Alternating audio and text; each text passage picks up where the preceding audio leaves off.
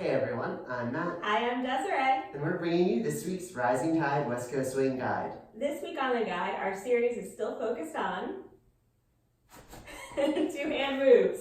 So in West Coast Swing, we tend to dance in this open position a lot, which is great for the fundamental, but we want to jazz our moves up. And so for this series, we're talking about two-hand holds and what we can do with those two-hand holds to create more variety. This week, we're going to be playing off of a shooting ducks variation to give you a whole new move. We'll show you first, and then we'll break it down lead follow.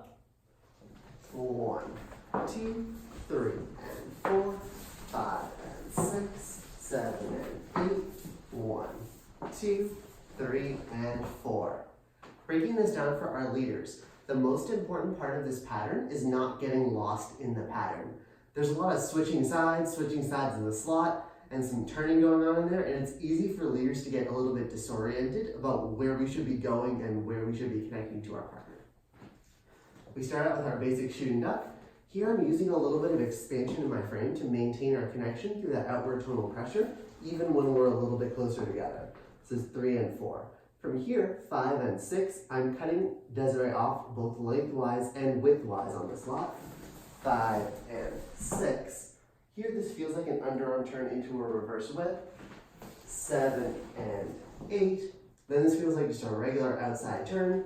9, 10, 11, and 12. For our followers, the most basic footwork is a walk with a triple cross, triple cross, triple cross, then a walk out with an anchor tripling at the end. I'm going to show you the footwork variation when we go over this again. But first things first, as Matt said, it's easy to get lost in this pattern. So how do we avoid that and keep our slot linear and keep focused on our slot even with all the circularity? First thing we do is we want to keep our hips back and moving forward and backward down line. The hips are really our drivers in the dance, and so we want to make sure that those are always oriented towards the slot. So even as we do these shooting ducks pieces of footwork with our feet, we wanted to keep our hips backwards away from our partner. We also want to allow our partner to easily move us by creating a nice circular frame up top. So think about your shoulders and your back here like you would think about the handles of a bicycle. You want to kind of relax your arms, of course, but get your shoulders set out so that the leader can steer you in the shooting duck pattern. Notice hips are back and upper body frame is out.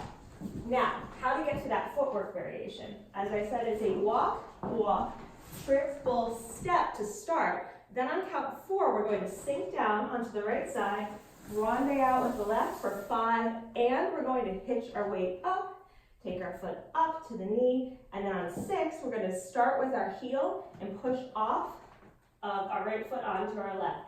4, triple, 7, and 8. From here, it's traditional. 1, 2, 3, and 4. Showing this whole thing one final time. 1, 2, 3, and 4, 5, and 6, 7, and 8. 1, 2, 3, and 4. That was your guide. Thank you everyone for tuning in. You can check us out online at risingtideswing.com. We're also on Facebook, YouTube, Instagram, and Twitter as Rising Tide Swing Dance Studio. Bye!